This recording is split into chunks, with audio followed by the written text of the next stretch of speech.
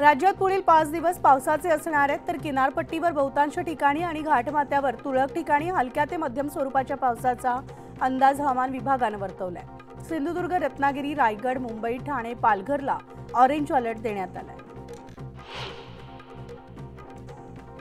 पावसाचा जोर वाढल्यामुळे राज्यात विजेची मागणी घटली आहे आणि गेल्या आठवड्यापर्यंत विजेची मागणी 23,000 मेगावॅट इतकी होती, मात्र आता 21 मेगावॅट पर्यंत खाली आली आणि विजेच्या मागणीसाठी मोठी घट झाल्यामुळे महानिर्मितीसह खासगी कंपन्यांना काही वीज निर्मिती संच बंद ठेवावे लागले। रत्नागिरीमध्ये 2 दिवसांच्या विश्रांतीनंतर रिमझिम पावसाने सुरुवात केली। अधूनमधून पावसाच्या मोठ्या सरी सुद्धा कोसळताना दिसतायत, तर रत्नागिरीला आजपासून पुढील 4 दिवस ऑरेंज अलर्टचा इशारा देण्यात आलाय। सिंधुदुर्गमध्ये पावसाने दमदार हजेरी लावली। कुडाळ तालुक्याला मुसळधार पावसाने आज झोडपलेलं असून शेतकऱ्यांमध्ये आनंदाचं वातावरण पाहायला मिळतंय। कोकणात समुद्र खवळलेला असल्यामुळे प्रशासनाने सतर्कतेचा इशारा सुद्धा दिलाय।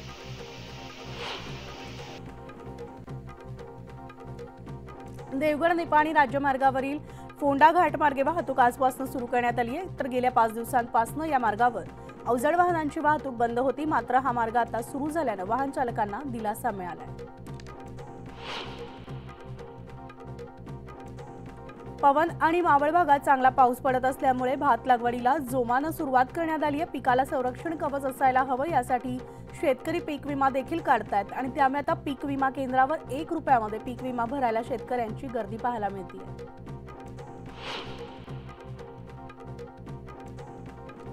धाराशिव जिल्ह्यामधील शेतकरी गेल्या 4 वर्षांपासून गोगलगाईच्या संकटामुळे मेटाकुटीला आले होते, मात्र यंदा शेतकऱ्यांच्या सामूहिक प्रयत्नांना यश आले आणि गोगलगाईंचा पुरता बिमोड केल्यानं शेतकऱ्यांना मोठा दिलासा मिळालाय।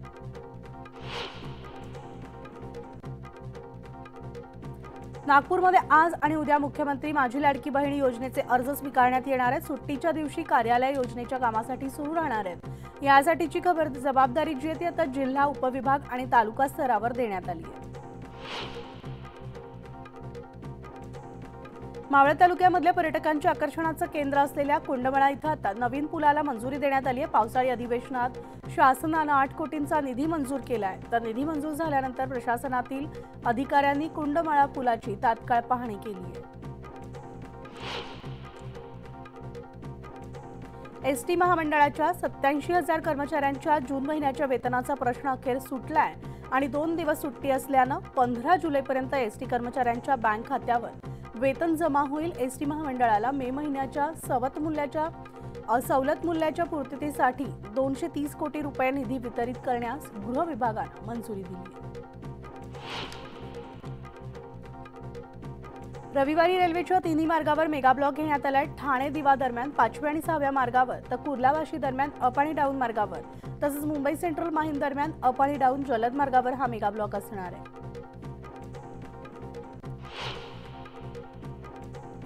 मुलांच्या आरोग्याच्या दृष्टिकोनातून राज्यातल्या शाळा कॉलेजेसच्या 500 मीटरच्या परिसरात खुल्या पद्धतीने कॅफेनयुक्त एनर्जी ड्रिंक्सवर आता बंदी घालण्यात येते असल्याची घोषणा अन्न आणि औषध प्रशासन मंत्री धर्मराव बाबात्रम यांनी केली आहे।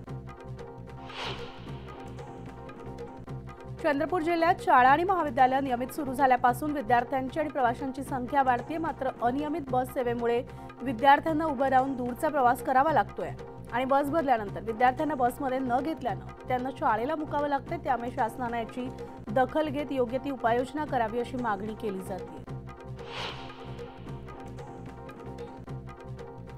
आषाढी एकादशी निमित्तानं पंढरपूरला जाणाऱ्या भाविक प्रवाशांसाठी एसटी महामंडळानं 5,000 विशेष बस सोडण्याचा निर्णय घेतलाय।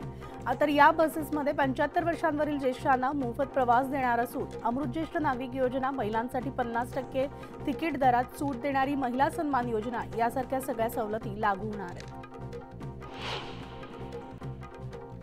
आषाढी एकादशी निमित्तानं पंढरपूरला जाणाऱ्या भाविकांच्या सोयीसाठी मध्य रेल्वेच्या पुणे विभागानं विशेष रेल्वे गाड्या सोडण्याचं जाहीर केलंय। पुणे ते मिरज दरम्यान 12 अतिरिक्त अनारक्षित डेमू आषाढी विशेष गाड्या चालविण्यात येणार आहेत।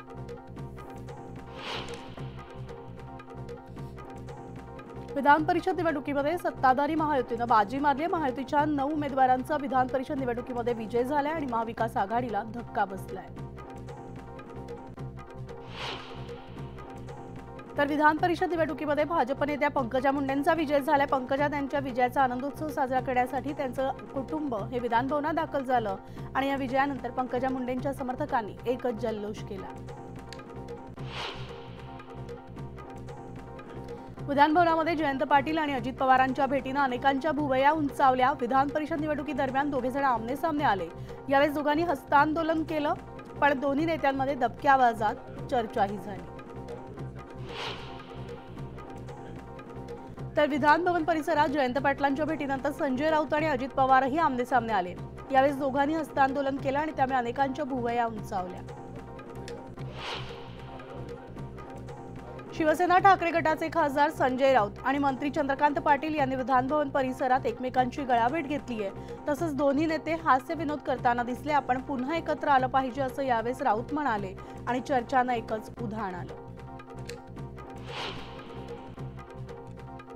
भावना गवळी विधान परिषद निवडणुकीमध्ये विजयी झाल्यानंतर शिवसेना कार्यकर्त्यांनी वाशिम शहरामधील पाटणी चौकात तसंच मंगरुळपीरमध्ये फटाके फोडत जल्लोष केला।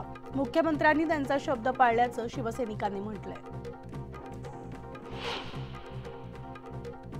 भाजपचे परिणय फुके हे विधान परिषदेवर निवडून आल्यानंतर गोंदियामधील कार्यकर्त्यांनी भरपावसात जल्लोष केला। यावेळी फटाके फोडत मिठाई वाटून सेलिब्रेशन करण्यात आलं।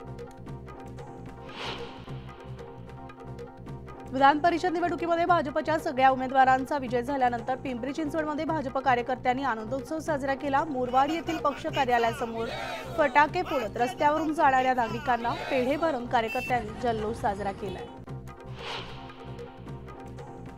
राष्ट्रवादी काँग्रेसचे राजेश विटेकर विधान परिषदेच्या निवडणुकीत विजयी झाल्यानंतर परभणीमध्ये जल्लोष करण्यात आला। कार्यकर्त्यांनी सगळ्यांना पेढे वाटून तसंच फटाके वाजवून आनंदोत्सव साजरा झाला। विधान परिषद निवडणुकीमध्ये महायुतीचे सगळे 9 उमेदवार विजयी झाल्यामुळे बावनबीर इथं भाजपा जिल्हा कोषाध्यक्ष श्याम आकोटकर यांच्या नेतृत्वात ढोल ताशा वाजवत पेढे वाटून तसंच फटाके फोडून जल्लोष साजरा करण्यात आला।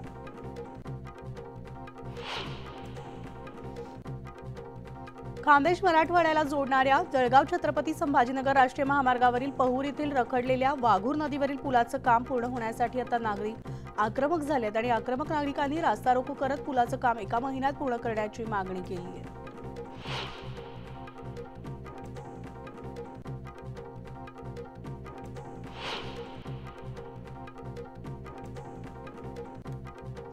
दोन भावांसह वडिलांच्या विजेच्या धक्क्याने मृत्यू झाल्याची घटना वाशिममधील मंगरुळपीर तालुक्यामधल्या पांगरी महादेव इथं घडली आहे। शेतात फवारणीसाठी गेलेले असताना तुटलेल्या विजेच्या तारेचा स्पर्श झाल्यानं ही दुर्घटना घडली आहे।